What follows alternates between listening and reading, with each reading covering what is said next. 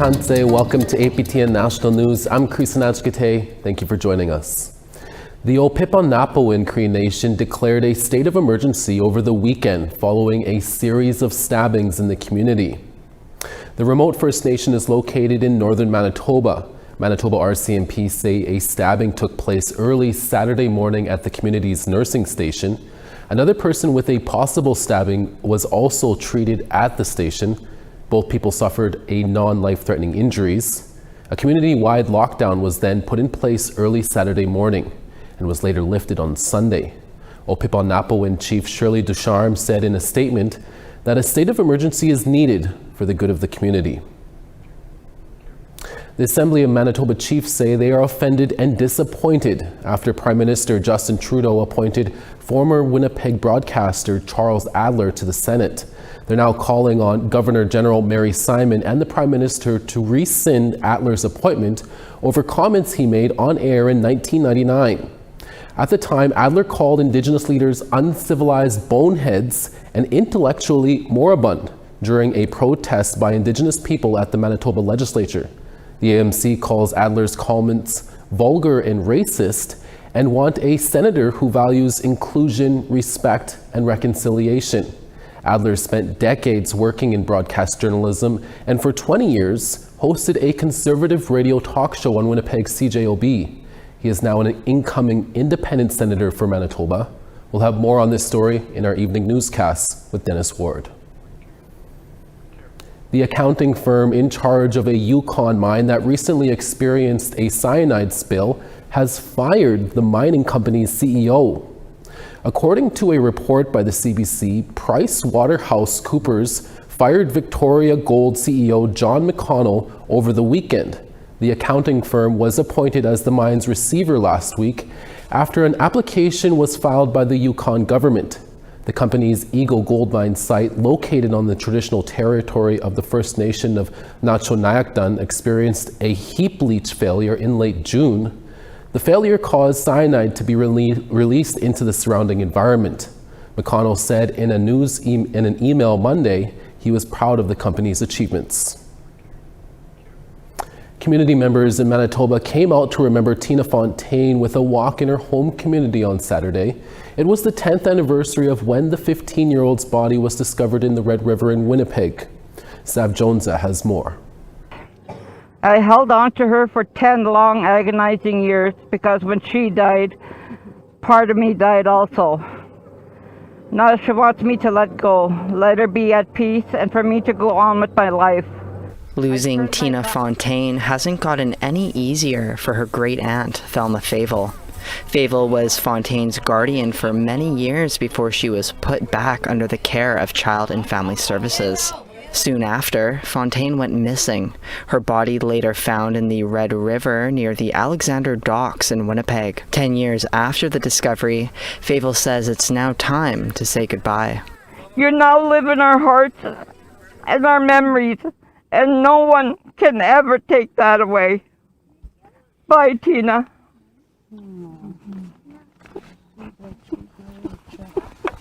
Favel was supported by several dozen people during a memorial walk in Seguin Anishinaabe Nation on Saturday. 120 kilometers northeast of Winnipeg, it's where Fontaine's body is laid to rest next to her father. Drums, singing, and grief could be heard on the journey to a monument for missing and murdered Indigenous women and girls. I was part of the walk 10 years ago when we did it in Winnipeg, and that's just starting to come in, and I feel really overwhelmed with emotion right now. The vulnerable Fontaine was only 15 years old when she was navigating the downtown streets of Winnipeg leading up to her murder. She had been in and out of Child and Family Services care multiple times since she was 1 year old.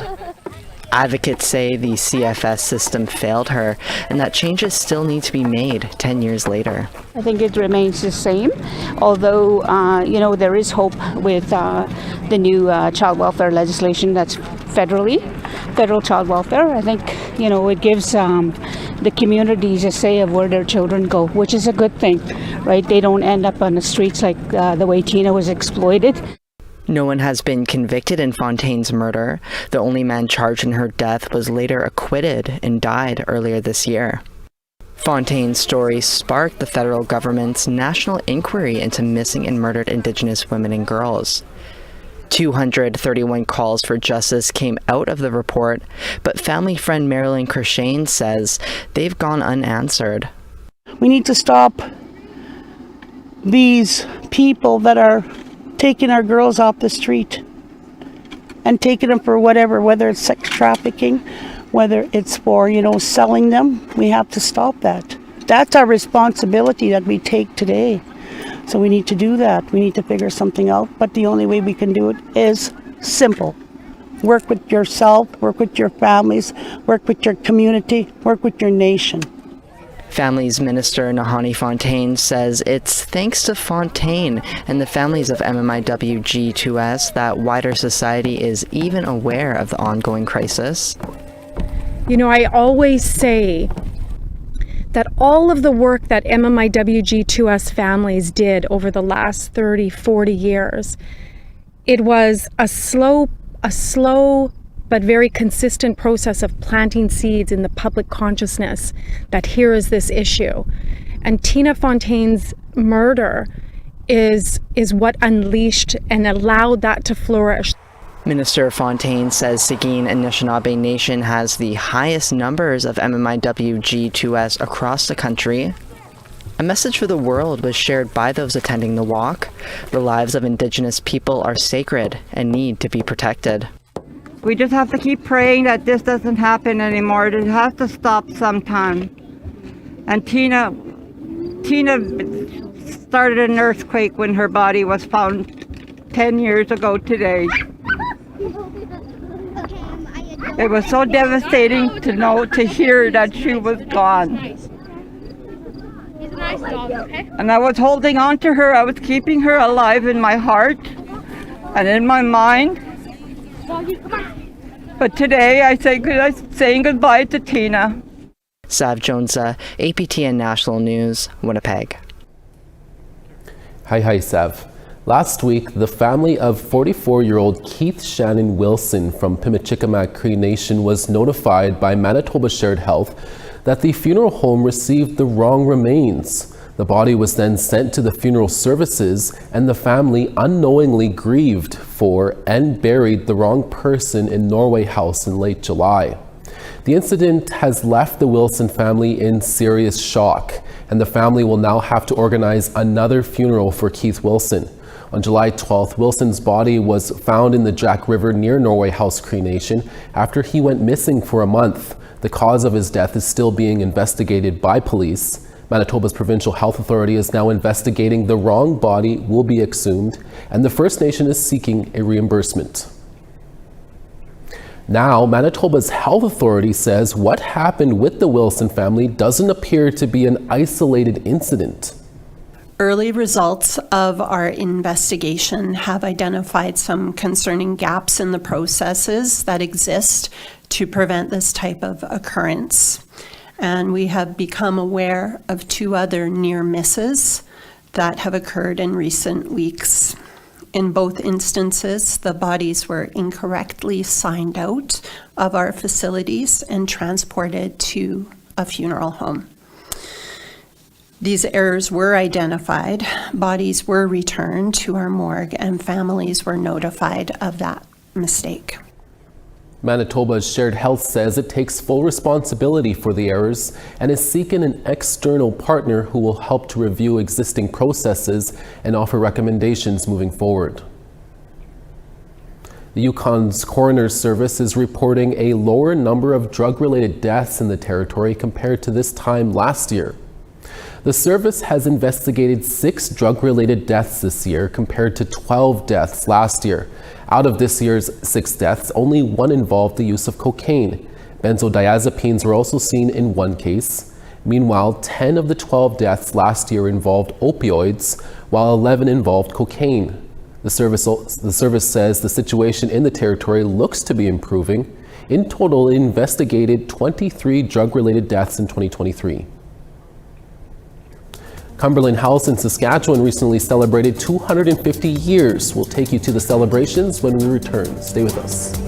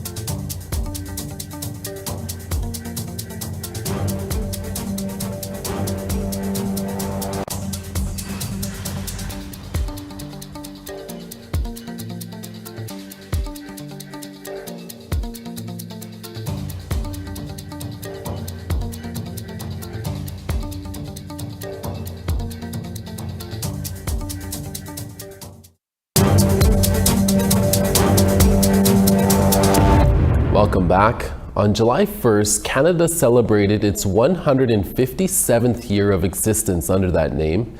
But we all know that Indigenous people were here long before that, as well as several settler communities. Among them, Cumberland House in Saskatchewan, which very recently commemorated its 250th anniversary. First Nation University journalism student intern Randy LaRocque was there too and found this story. We're getting real crazy up in here. Picking cattails in your Cumberland house is not the typical preparation for a party, but on this day, it is. They, along with flowers, will be used for centerpieces. And cattails are not just nice to look at. They have a healing property according to local Indigenous people. So much of the nature that Creator has already gifted Cumberland House with, and taking some of that medicine and taking it to the tables to just like almost set the stage or set the energy for the celebration. And this was no ordinary celebration.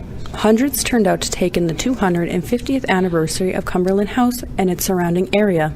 A place so far away from everything could survive 250 years. Just totally amazing.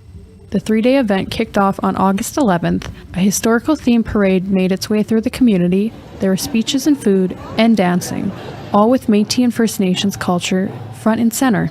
It was really just a really beautiful time to reflect on so many amazing things that have made Cumberland House a as successful, as resilient, and as strong as a community as they are today. The community, located around 450 kilometers northeast of Saskatoon, has a population of around 2,000. The Cumberland House Cree Nation and other reserves are all part of the original settlement. Historically, the community served as a key supply depot because of its location on the Saskatchewan River, including the fur trade that attracted settlers from all around, and it was not always great for those already living there. A lot of that history is also marred by a lot of difficult and tragic events that settlers and my ancestors were a part of. Several generations of families have made Cumberland House home, some dating back to when it was first established. Naturally, not everyone stays in one place. Métis, like First Nations, are nomadic, setting up homesteads all over Western Canada. So in a sense, this is a homecoming. If you look back into the history that they're talking about, we're all connected. So it means a lot. The connection to the land and water is strong as the people who live here, while not forgetting their past. A tribute to those who've traveled the lakes and rivers was unveiled. A giant set of canoe oars now sits on the edge of town, greeting visitors. They're showcasing the way they live. And looking forward to passing on more than 2 centuries of history. For our youth and the children. In Cumberland House, I'm Randy LaRocque. One of Vancouver's most popular tourist attractions will soon be removed from Stanley Park. A breathtaking totem pole that's towered over Brockton Point for decades is showing signs of age and needs a new home. CTV's St. John Alexander has the details. Agecoutay and its central significant position among this stunning cluster has become such a fixture, such a delight for tourists and locals for so long, its soaring Thunderbird may have been taken for granted. What most people probably don't know, the totem pole has always been on loan. Placed here in the 1980s, Agecoutay is beginning to reveal its age. And as many poles, once they reach this around the 40-year mark, like the rest of us, things require a little bit more care. Sometime after Labor Day, to give everyone time to soak in its splendor, take a few last selfies, the totem pole will be taken down and brought back to the Museum of Anthropology at UBC. Specialists have been hired to carefully relocate the totem pole in one piece. There, it will be examined and restored where needed. To ensure carpenter ants and termites don't appreciate it too much, Agecoutay will also be treated. Carved by Ellen Neal way back in 1955 when she was hired by the Woodward's department store, it actually stood in Edmonton for 35 years before being brought back to BC. Interestingly, actually carved this totem pole back in 1955 in Stanley Park. She had an informal carving pavilion set up there at Ferguson Point. And once Agecoutay receives the care it deserves, it will become a museum fixture for even more generations to admire. St. John Alexander, CTV News, Vancouver. A father continues to speak out for his daughter who was suddenly taken from them last November. That interview, when we return, we're back in less than 3 minutes.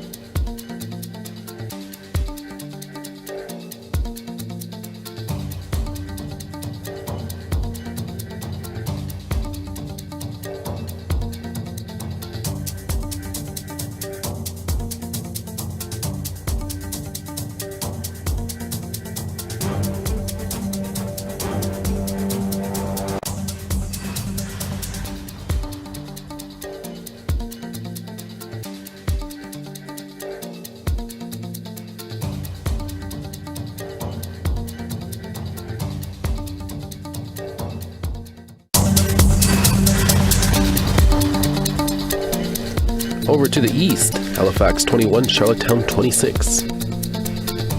Nujuak 15, Nain 14. Gasp 16, Val-d'Or 13.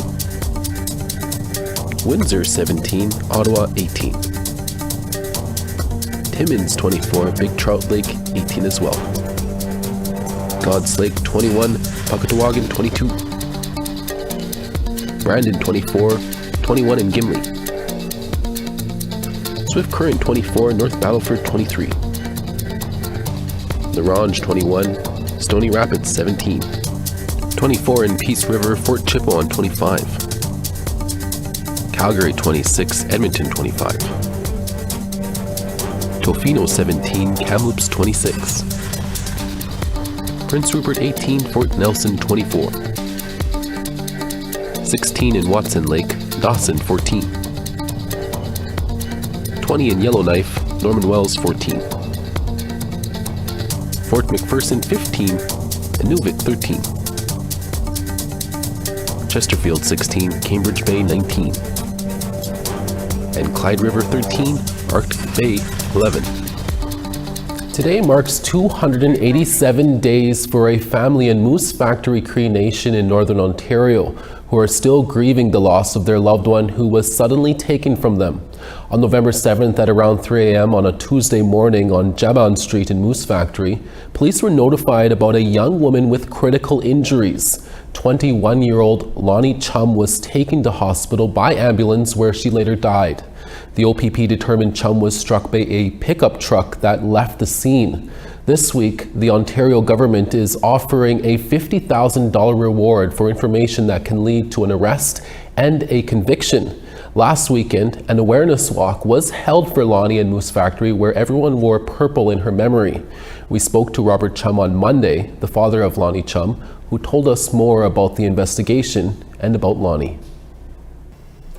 Robert, thank you for talking to us during this difficult time. You said in a Facebook post you made about 2 days ago that there is going to be an update in the investigation.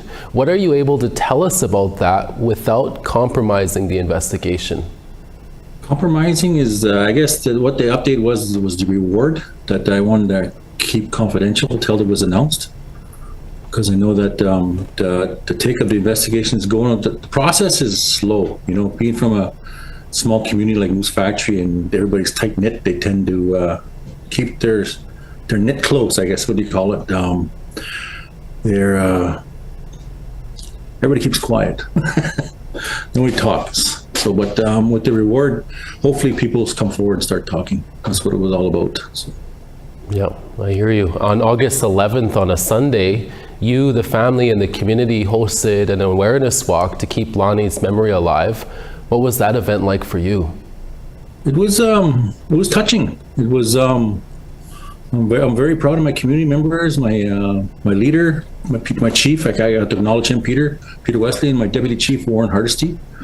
Also to the staff of the Executive Service of Moose Cree to helping us organize it. We planned it on our own. We just wanted to start off like as a family. Next thing you know, it bloomed up. I made an announcement a week prior while I was on vacation with my spouse.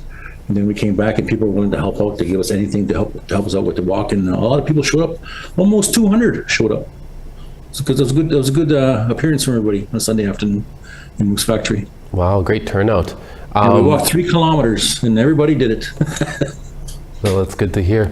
How are you feeling about the government of Ontario helping with this investigation and offering a $50,000 reward there? Does that help? It helps. It helps a lot.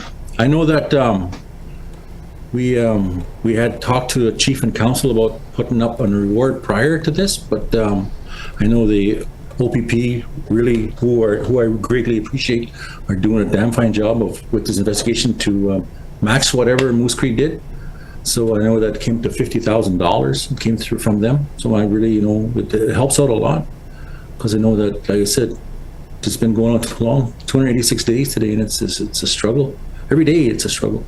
But I'm glad that they stepped up, and it's about time. What is your message to those who may know something about what happened to Lonnie that night? My message to the people that know is please come forward. it's a struggle. I just want them to know that, like, what they know will help us have closure for our family. I know Lonnie's still speaking. Lonnie's still walking, and she's waiting for closure. She's still skipping. She's skipping stones waiting for this. And I hope that, this message will reach out to all the community members that know within the tight-knit group that they are that are out there. And it's just finding the words today is different because I'm so used to just let my words flow, like. But it's hopefully that they come forward. We can bring us closure for our family and for Lonnie, because we had planned to bury Lonnie once we get closure. We have her ashes here, and once we get closure from all this, we're going to bury her at her camp, where she loved being every spring, every fall. She loved being there. That's where she grew up, and that's where her passion was, and we felt that it was her wish to be buried there, and we want to grant that wish for her. Yeah. What kind of young woman was Lonnie, and what were some of her dreams? Lonnie's dream was just she wanted to live life. She wanted to be a hunter. She wanted to live off the land like her dad, my dad, her great-grandfather, our great-grandfather. That's what she wanted to do. And I know that she would want that. And she was outgoing. She wasn't shy. She had a lot of friends. She was very sympathetic to others as well. She was very caring to people that she didn't know. She'd reach out to people like on Facebook or through Messenger, like so you see somebody struggling or somebody sad or heartbroken from a death. She would always reach out and she'd always give her confidence speech, I guess they call it. Yeah. But she was strong. She was my strongest kid, my strongest one. She went through it all. She went through scoliosis surgery at 13. She had a bipolar. She was diagnosed with being bipolar at the same time, but she was a strong kid. Yeah. Like I said, she was one of the Aboriginal girls that was taken tragically on her own reserve. Yeah. Well, Robert, thank you for your time. We'll be thinking of you and the family during this. Thank you, Creeson. Thank you very much, and shout out to everybody out there. Thank you. And that's our midday newscast for this Tuesday, August 20th. Dennis Ward will be at the desk for your evening national newscast with more stories. Make sure to join us in a few hours. From everyone at our HQ in Winnipeg and from our reporters and camera crew from across the country, hi miigwech masicho. Thank you for watching.